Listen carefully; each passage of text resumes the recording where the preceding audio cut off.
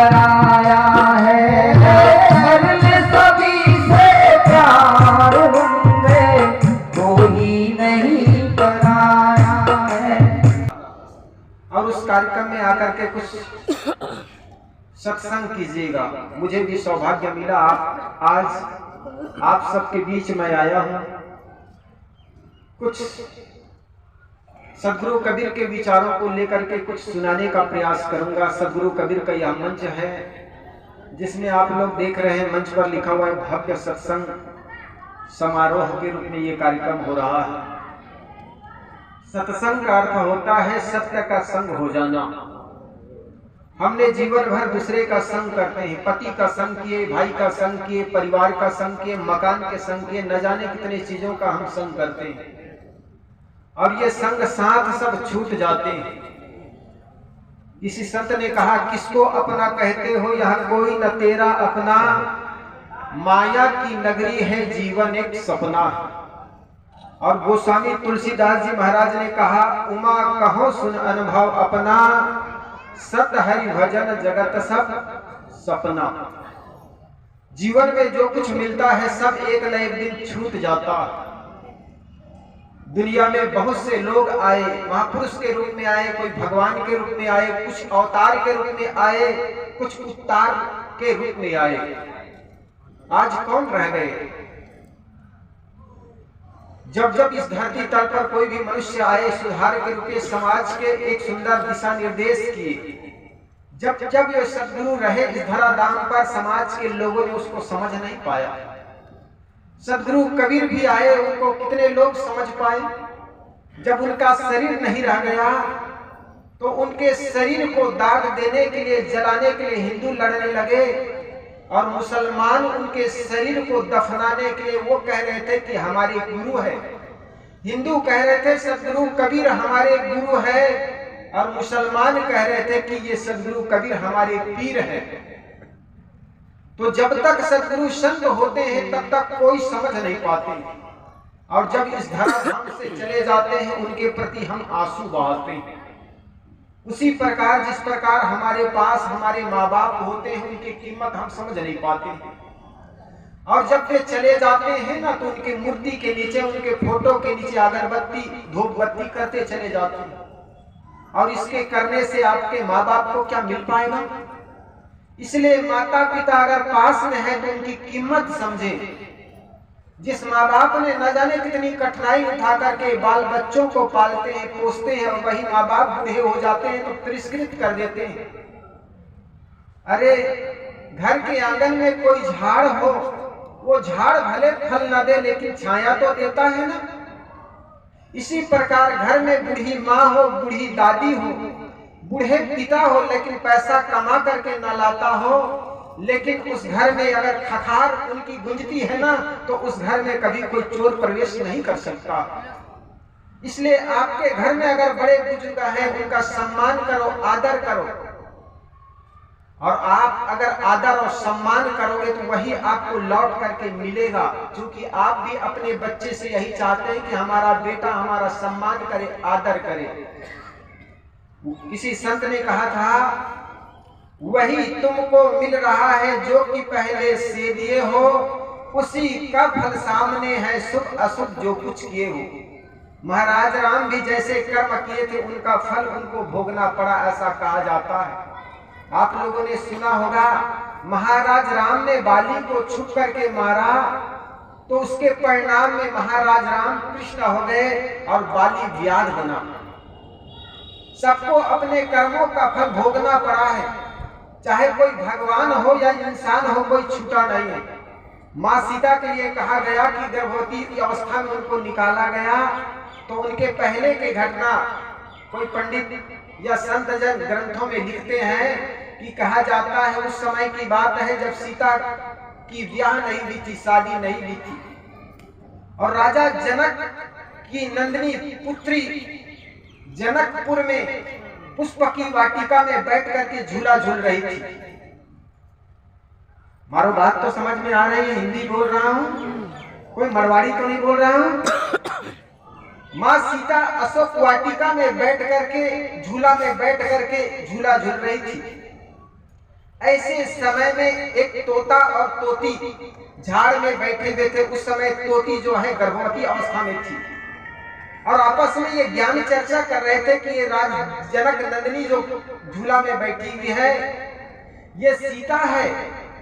अयोध्या से कोई महाराज राम आएंगे, राजकुमार राम आएंगे, उनके साथ इनका विवाह होगा। ये ज्ञान की चर्चा तोता अपनी पत्नी तोती को सुना रहे थे। ये सारी बात सीता के कानों में पड़ गई। सीता ये बात समझने लगी, लगता है ये तोता तो बिल्कुल भविष्यवक्ता है, मेरे भविष्य की बात ये तोता जानता है। तो अपने नौकर से, अपने जो सेवक था उनको कहा ये तोता को पकड़ो, ये तो लगता है बड़े भविष्यवक्ता है। तोता को पकड़ा गया और पिंजरे में रख दिए गए। तोता से सीता पूछती है कि बता तोता, तुम मेरे बारे में क्या जानते हो? तोता ने कहा कि मैं इतना ही जानता हूं कि राजकुमार राम आएंगे अयोध्या नगरी से, उनके साथ तुम्हारा विवाह होगा, तुम्हारी शादी होगी। इससे ज्यादा और कुछ नहीं जानता हूं मैं। लेकिन सीता को ऐसे लगने लगा कि ये तोता सब कुछ जानता है। पूछने की दृष्टता की पूछती रही, बता बता तू और क्या जानते हो? तोता सिर पटकते रह गए कि देवी मैं और कुछ नहीं जानता हूँ, मेरी पत्नी तोती गर्भावस्था अवस्था में है और ऐसे समय में पति की बड़ी आवश्यकता पड़ती है। अगर मैं अपनी पत्नी के लिए दाना पानी की व्यवस्था ना करूं तो वे तड़प तड़प के मर जाएंगे। लेकिन सीता उसको छोड़ी नहीं और कहा जाता है तोती तड़प तड़प के जान दे दी, इधर तोता तड़प तड़प के जान दे दी। और आदमी किसी आदमी को सताओगे, किसी जीव को सताओगे, भले वो कुछ ना बोले, वो शराब ना दे, लेकिन आह लग जाती। आप भी कभी देखना अपने घर में, अपने परिवार में, पड़ोस में किसी आदमी को सताओगे ना बिना कुछ किए, उनका आह लग जाती, आपके घर में गरीबी आ जाएगी। और कई बार देखना जिसकी आपने सुंदर सेवा की है, बूढ़ी माँ को मरते दम तक आपने सेवा की है, उनके चरणों में तेल लगाए, कभी मालिश कर दिया, और माँ बूढ़ी माँ अगर हंसते हंसते इस दुनिया से विदा हो गई ना, और वो ऐसे आशीर्वाद दे जाते हैं, बेटा अंबानी बन जाता है, बेटा बड़े आदमी बन जाता है। इसलिए कभी किसी की उपेक्षा मत करना, किसी की अपमान मत करना, जीवन में सुख चाहते हो। तो सीता उस तोते के पीड़ा को समझ नहीं पाई और तोता तड़प तड़प के अपनी जान दे दी, उधर तोती अब तड़प तड़प के जान दे दी अपने पति की वियोग। और उसी के परिणाम में कहा जाता है सीता को गर्भावस्था में राम त्याग कर देते हैं, त्याग देते हैं। इसलिए सदगुरु कबीर ने भी कहा, इसकी सुंदर पद कहा उन्होंने, आपन कर्म मेटो जाई, कर्म का लिखा मिटे धाव कैसे, जो युग कोटि सिराई। गुरु वशिष्ठ मिली लगन सोधायो, सूर्य मंत्र एक दिन्हा, जो सीता रघुनाथ विवाही पल एक संचन किन्हा। पार्वती को नारद मुनि को बदन छिपायो किन्हो, कपि को स्वरूपा, शिशुपाल की भुजा उपारी, आप भय हरि ठूठा। पार्वती को बांझ न कहिए, ईश्वर न कहिए भिखारी, कहें कबीर कर्ता की बातें, कर्म की बात निनारी। सदगुरु कबीर इसमें कर्म सिद्धांत की बात जोर देते हैं। आप तो सोचते हैं भगवान का नाम ले लेंगे हमारा पाप कट जाएगा, ऐसे होता है ना। कई बार हम सोचते हैं हमारे जीवन में कोई पाप हो गया है, जैसे किसी ने चोरी कर लिया, कि पाप क्या है इसको समझना चाहिए। हम तो सोचते हैं पाप कोई शरीर का पसीना होगा, मल होगा, और चल करके गंगा नदी में नहा लेंगे पाप कट जाएंगे, ऐसी धारणाएं होती लोगों को। लेकिन पाप कोई शरीर का मल नहीं है।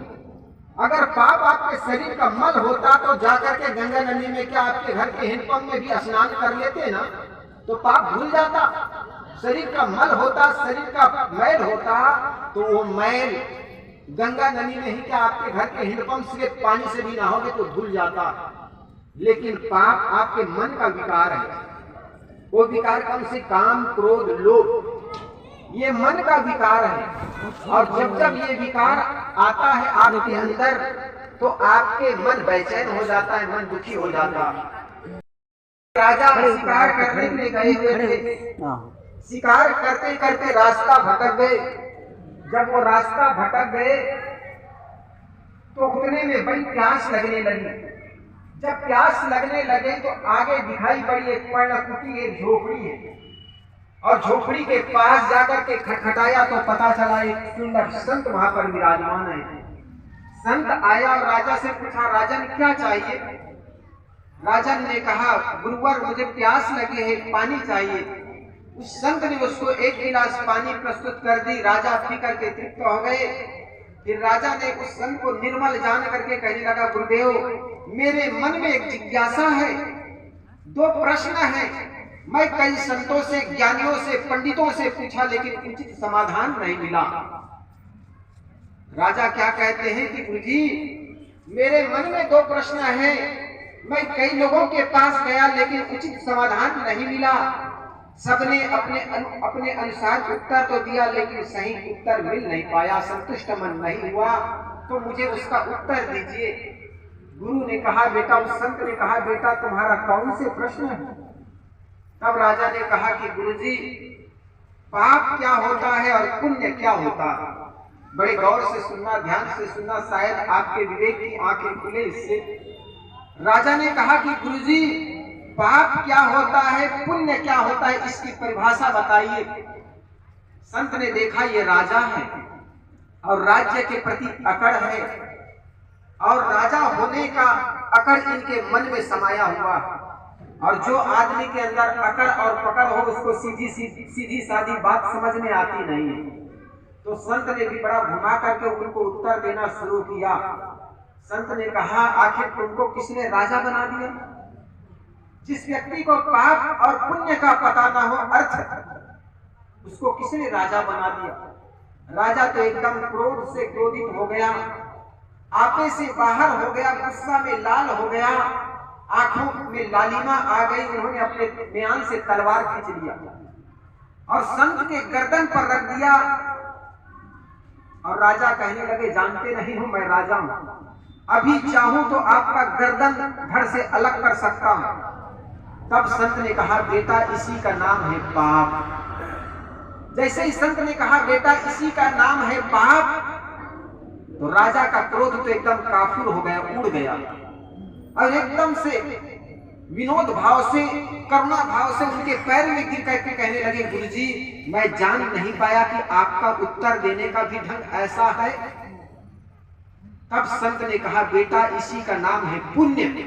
जिस दिन आपके मन में से क्रोध चला जाए, काम चला जाए, लोभ चला जाए, तो जानना आपके मन में पुण्य का उदय हो गया है। और जिस दिन आपके मन में काम सवार हो जाए, लोभ सवार हो जाए, मोह सवार हो जाए, तब जानना आपके मन में पाप सवार हो गया है। तो पाप आखिर है क्या? आपके मन में मध्य में जो विकार है, काम, क्रोध, लोभ, ये विकार किसी जल से नहीं धुलेगा, वो है सत्संग से धुलेगा।